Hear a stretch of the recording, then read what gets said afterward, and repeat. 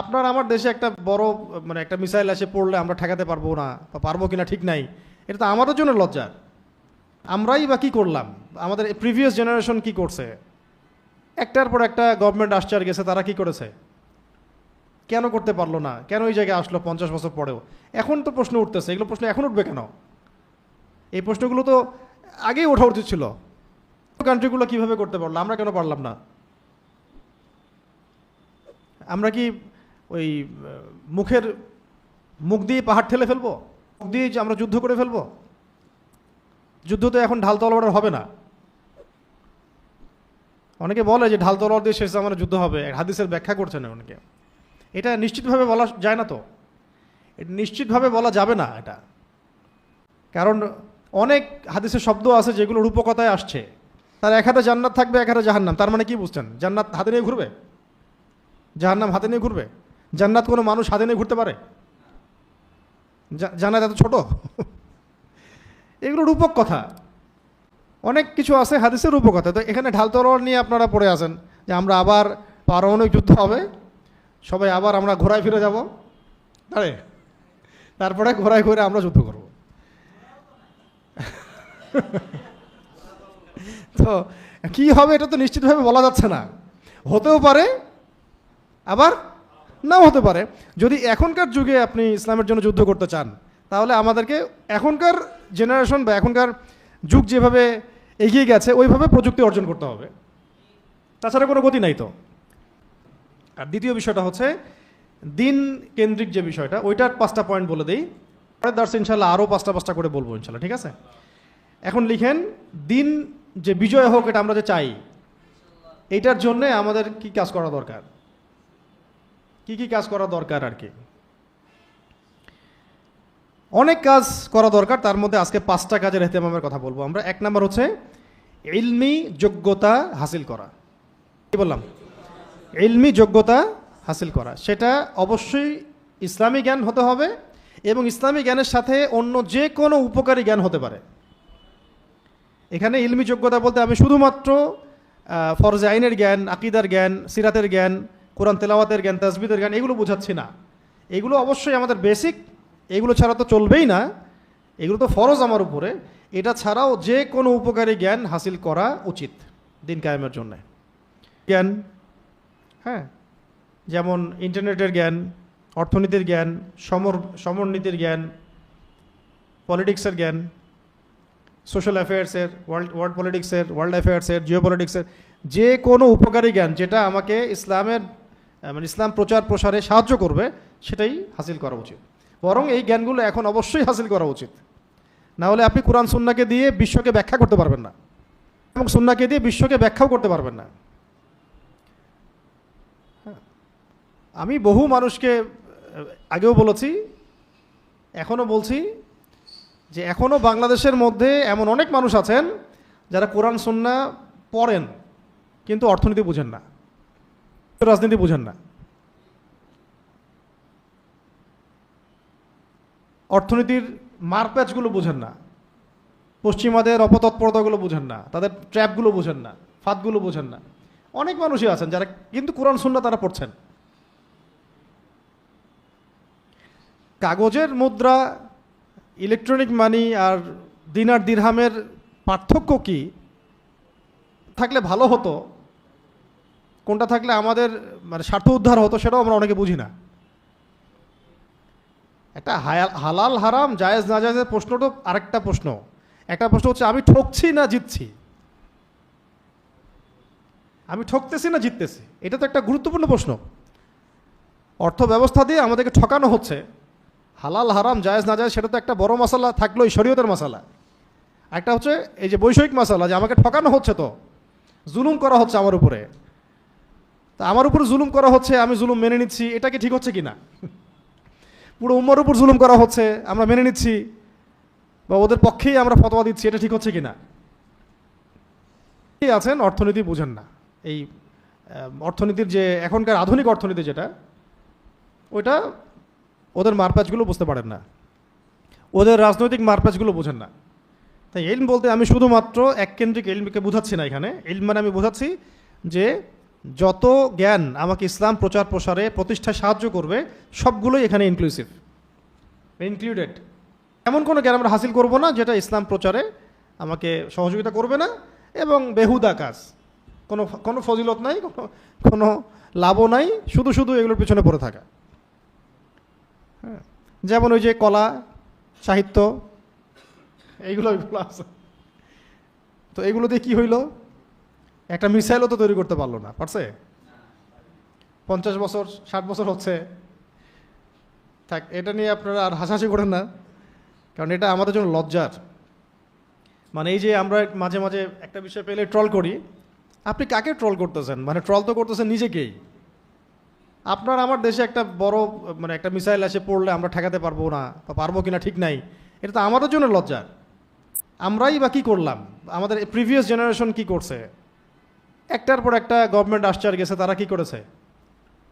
কেন করতে পারলো না? কেন এই জায়গায় আসলো 50 বছর পরেও? এখন তো প্রশ্ন উঠতেছে, এগুলো প্রশ্ন এখন উঠবে কেন? এই প্রশ্নগুলো তো আগেই ওঠা উচিত ছিল। করতে পারলো, আমরা কেন পারলাম না? আমরা কি ওই মুখ দিয়ে পাহাড় ঠেলে ফেলবো? মুখ দিয়ে আমরা যুদ্ধ করে ফেলবো? যুদ্ধ তো এখন ঢাল তলোয়ার হবে না। অনেকে বলে যে ঢাল তলোয়ার দিয়ে শেষ জামানায় যুদ্ধ হবে, হাদিসের ব্যাখ্যা করছেন অনেকে। এটা নিশ্চিতভাবে বলা যায় না, তো এটা নিশ্চিতভাবে বলা যাবে না। এটা অনেক হাদিসের শব্দ আছে যেগুলো রূপকথায় আসছে। তার এক হাতে জান্নাত থাকবে, এক হাতে জাহান্নাম। তার মানে কি বুঝছেন? জান্নাত হাতে নিয়ে ঘুরবে, জাহান্নাম হাতে নিয়ে ঘুরবে? জান্নাত কোনো মানুষ হাতে নিয়ে ঘুরতে পারে? জান্নাত এত ছোট? এগুলো রূপক কথা। অনেক কিছু আছে হাদিসের রূপকথা। তো এখানে ঢাল তলোয়ার নিয়ে আপনারা পড়ে আছেন যে আমরা আবার পারমাণবিক যুদ্ধ হবে, সবাই আবার আমরা ঘোরায় ফিরে যাব, তারপরে ঘোরায় ঘুরে আমরা যুদ্ধ করব। তো কি হবে এটা তো নিশ্চিতভাবে বলা যাচ্ছে না। হতেও পারে, আবার নাও হতে পারে। যদি এখনকার যুগে আপনি ইসলামের জন্য যুদ্ধ করতে চান, তাহলে আমাদেরকে এখনকার জেনারেশন বা এখনকার যুগ যেভাবে এগিয়ে গেছে ওইভাবে প্রযুক্তি অর্জন করতে হবে, তাছাড়া কোনো গতি নাই। তো ইলমি যোগ্যতা বলতে আমি যেহেতু ইয়াং ভাই সবাই এক বাক্যে বলতে চাই যে কোরআন সুন্নাহর যে বেসিক জ্ঞান সেটা তো হাসিল করতে হবেই। এর সাথে সমসাময়িক বিশ্বকে ডিল করার জন্য যত জ্ঞান দরকার, যে যে সেকশনে পড়ি সেই সেকশন থেকেই অর্জন করতে হবে। এবং অর্জন করা খুব বেশি দরকার ছিল আগে, এখনও দরকার। যদি না হয় তাহলে আমরা রাষ্ট্রের এই বড় সমস্যাগুলো আমরা মোকাবেলা করতে পারবো না। আর আমাদেরও দোষ আছে। আমরাও তো নিজেরা কাজ না করেই শুধু আঙ্গুল তুলি একজন একজনের দিকে। আমরা কতটুকু চেষ্টা করলাম? এটা সত্য যে এদেশে প্রতিভার মূল্যায়ন খুব কমই হয়। এবার এটাও সত্য আমরা এগুলো দোহাই দিয়ে আবার নিজেরাও পিছুপা হয়ে যাই। আমরা চেষ্টা করি, দেখা যাক কি হয়। এক সময় না এক সময় তো এমন কোনো শাসক, এমন কোনো সরকার বা এমন কোনো মানে কর্তৃত্বশীল আসবেন আমাদের উপরে ইনশাআল্লাহ, যারা এগুলোকে মূল্যায়ন করবেন। যখন দেখেন এই যে ঈদের সময় এত অ্যাক্সিডেন্ট হলো, এতগুলো মানুষ মারা গেলেন, আল্লাহ পাক শহীদের মর্যাদা দান করেন। আর এই যে ভোগান্তি, জনভোগান্তি, জুলাইয়ের যে অভ্যুত্থানের পরে 5-7 দিন কিন্তু এমন কোনো সমস্যা হয় নাই। কন্ট্রোলে কারা ছিল? ছাত্ররা। তাদের কোনো ট্রেনিং ছিল? ট্রাফিক ট্রেনিং ছিল, পুলিশের ট্রেনিং ছিল, রাস্তায় কোনো সমস্যা হয় নাই। তার মানে প্রতিভা, যোগ্যতা সব দেওয়া হয়েছে আপনাদেরকে, আমাদেরকে। যদি আমরা সেটা মূল্যায়ন করতে পারি তাহলে আমরা ভালো করতে পারবো। সেই মূল্যায়ন আমাদের করতে দেওয়া হচ্ছে না। এমন একটা সময় আসতে পারে, এমন অভ্যুত্থান হতে পারে যখন তাওহীদপন্থীরাই ইনশাআল্লাহ আল্লাহ পাকের রহমতে ক্ষমতায় চলে যাবে। সব প্রতিভাগুলোকে মূল্যায়ন করা হবে ইনশাআল্লাহ। এখন হয়তো হচ্ছে না, আপনি সেই স্কোপ পাচ্ছেন না। তো এখন সামনের দিনগুলোতে বিশ্ব যেভাবে এগিয়ে যাবে ইনশাআল্লাহ, আমাদের প্রস্তুতি সেরকম নাই। তো সেই প্রস্তুতির অংশ হিসেবে দিন প্রতিষ্ঠা যদি আমরা করতে চাই তাহলে অবশ্যই ইলমি যোগ্যতা হাসিল করতে হবে। আমি শুধু এককেন্দ্রিক জ্ঞানকে বোঝালাম না, আমি কি বললাম? যত রকম উপকারী জ্ঞান আছে সব জ্ঞানই আমাদের হাসিল করার চেষ্টা করতে হবে। ঠিক আছে ভাই? 2 নাম্বার, অনেক দেরি হয়ে গেল। 2 নাম্বার হচ্ছে সাহস। 2 নাম্বার কি? আমরা চাই না দিন আল্লাহর জমিনে কায়েম হোক। প্রত্যেক যুবককেই, তরুণকেই, মুসলিমকেই সাহসী হতে হবে। পর্যন্ত দিন কায়েম হবে না। এখন এমন একটা অবস্থা হয়ে গেছে অনেক ক্ষেত্রে যে জ্ঞান আমার কাছে আছে ঠিকই, ইলম আমার কাছে আছে ঠিকই, কিন্তু সাহসিকতার সাথে আমি কথাটা বলতেই পারি না। কথা বলা হচ্ছে প্রাইমারি লেভেলের কাজ।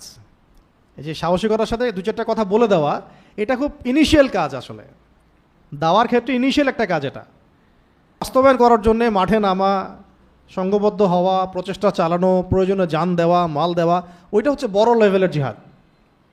প্রথম লেভেলটাতে কি, সত্য মিথ্যাকে স্পষ্ট করতে হবে, দাওয়াটা দিতে হবে, মানে সত্য কথাটা সাহস করে বলে ফেলতে হবে, এটা সত্য, এটা মিথ্যা, এটা হক, এটা বাতিল, এটা জায়েজ, এটা নাজায়েজ, এটা হালাল, এটা হারাম, এটা ন্যায়, এটা জুলুম, এটা স্পষ্ট করতে হবে। ওই স্পষ্টটাই তো আমরা করতে পারছি না। স্পষ্ট ফেসবুকে করলে হবে না তো, খালি ওখানে তো শুয়ে শুয়ে, মানে যে ইঁদুর, সেও শুয়ে শুয়ে মনে করে আমি সিংহ। এটা তো জগৎ না, এটা তো ইলিউশন, এটা একটা ইলিউশন। ওখানে একটা ছবি দেখে মনে করেন যে একদম ঐক্য হয়ে গেছে সবার মধ্যে। মনে করেন 10 জন বসে আছে, এমনি হোটেলে দেখা হয়েছে, চা খাইতে বসছে, কেউ একটা পিকচার উঠাইছে, উঠে অনলাইনে দিয়ে দিছে, জনগণ এদিকে আনন্দে মাতোয়ারা, আলেমদের ঐক্য হয়ে গেছে রে ভাই, দেশটা এবার নিশ্চয়ই বিপদ থেকে বাঁচবে। এটা পুরা ধোকার একটা জগতে রাখা হয়েছে। দেখা হয়েছেই প্রথমবার, চা খাচ্ছে প্রথমবার, কেউ কারো বাসার ঠিকানাও জানে না, তো ঐক্য হবে কিভাবে? এইগুলো জগৎ নিয়ে পড়ে থাকবেন না।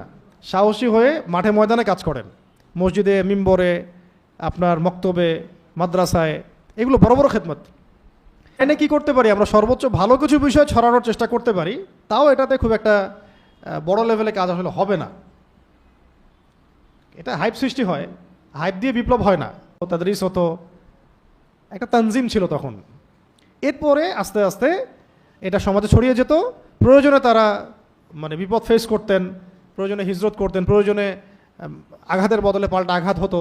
এইভাবে দিনটা কায়েম হয়েছে আর কি।